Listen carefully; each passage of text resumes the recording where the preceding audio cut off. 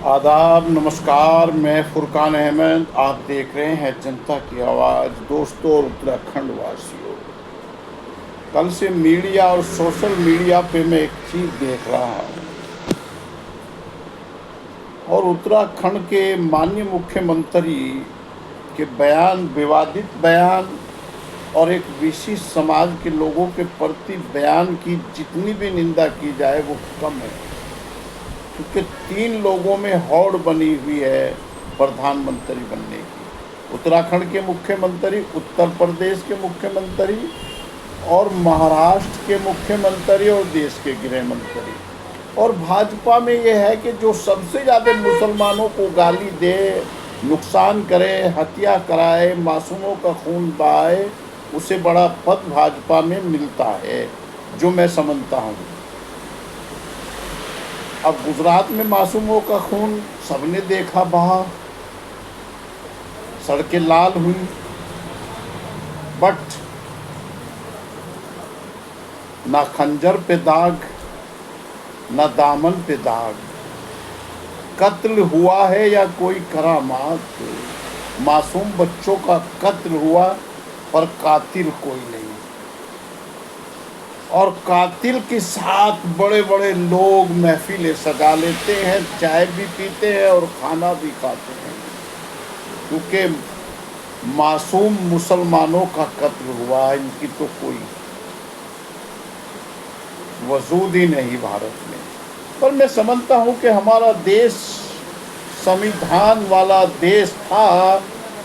कुछ 2014 से भाजपा ने कमज़ोर किया है संविधान को, और कानून सबके लिए बराबर हैं। माननीय सुप्रीम कोर्ट की अगर रूलिंग है, हाई कोर्ट की रूलिंग है कि लाउड स्पीकर नहीं चलना, तो नहीं चलना। पर क्या धामी जी आपको मस्जिदों के ही लाउड स्पीकर, या देहरादून एसएसपी, या हरिद्वार एसएसपी, या उधम सिंह नगर एसएसपी, या नैनीताल एसएसपी साहब, आपको मस्जिदों के ही लाउड स्पीकर दिखते हैं? आए दिन प्रचार करते हैं लोग कि फला जगह फला भंडारा है, सभी आ जाना। लाउड स्पीकर में हो रहा, उनसे कभी परमिशन पूछने की हिम्मत होती है क्या आपकी? मैं कहना नहीं चाह रहा था ये बात। अब कावड़ शुरू है, हम सम्मान करते हैं, पर कावड़ में जो डीजे बजते हैं वो भी लाउड स्पीकर है क्या? उन्हें पूछने की, उन्हें रोकने की हिम्मत है क्या? कब तक ये काम करते रहोगे बेईमान भाजपा के नेताओं, बेईमान अधिकारियों कि मुसलमान को सताओ और जहरीले कट्टरपंथी मुसलमानों से नफरत करने वालों से वोट लो? पेपर लीक हो जाए चिंता नहीं, प्रभु राम के मंदिर में चंदा चोरी, चढ़ावा चोरी चिंता नहीं, बद्रीनाथ के मंदिर में चोरी कोई चिंता नहीं, कोई जांच नहीं, हरिद्वार में भी एक मंदिर में चोरी कोई जांच नहीं। और उसे बदलने के लिए आज ही मैं देख रहा था कि श्री शंकराचार्य जी का बयान, और भाजपा के एक बड़े नेता पूर्व सांसद बिजू भूषण शरण सिंह ने बयान दिया कि अयोध्या में हनुमान गढ़ी में कभी नमाज नहीं पढ़ी गई, और उन्होंने कहा कि ये मुसलमान बादशाह ने ज़मीन दी थी, आज भी पत्थर लगा हुआ है। पर उत्तर प्रदेश के मुख्यमंत्री नफरत फैलाने के लिए, मंदिर की चोरी बचाने के लिए कहने लगे यहाँ नमाज पढ़ी गई 27 साल पहले। झूठ बोलने की भी एक हद होती है भाई। कोई शपथ ली, कोई सीमाएं होती हैं, कुछ इज्जत भी आपकी है ना। और फिर अंधभक्त और गोदी मीडिया उसे ही पहुंचाए और उसे ही झूठ को करे। तो ये सवाल तो कायदे में लाउड स्पीकर वाला जो अपने आप को सेकुलर हिंदू भाई नेता दूसरे दलों के हैं उन्हें उठाना चाहिए था, पर मुझे मालूम है नहीं कोई उठाएगा, क्योंकि उन्हें दूसरे लोगों के भी वोट चाहिए। पहली बात तो वो देते ही नहीं, पर अगर वो इस सवाल को उठाएंगे तो वो भी चला जाएगा। आज देश के नेता प्रतिपक्ष श्री राहुल गांधी जी देहरादून आए। हमें उम्मीद थी कि वो इस सवाल को उठाएंगे कि लाउड स्पीकर क्यों उतारे जा रहे हैं, पर नहीं उठाया। एक केतन लाल की हत्या टिहरी गढ़वाल में हुई, नाबालिग लड़का था, उसका सवाल उठाएंगे, पर श्री राहुल गांधी ने वो भी सवाल नहीं उठाया।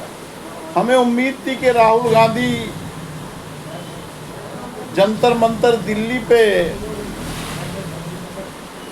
श्री सोनम वांगचुक के अनशन पे जाएंगे, पर नहीं गए। तो अब क्या कहोगे भाई, मोदी जी और राहुल में कौन अच्छा है, चिंता की बात है, और आपने चुनना है कि इनमें अच्छा कौन है। मेरे हिसाब से तो दोनों बराबर ही हैं।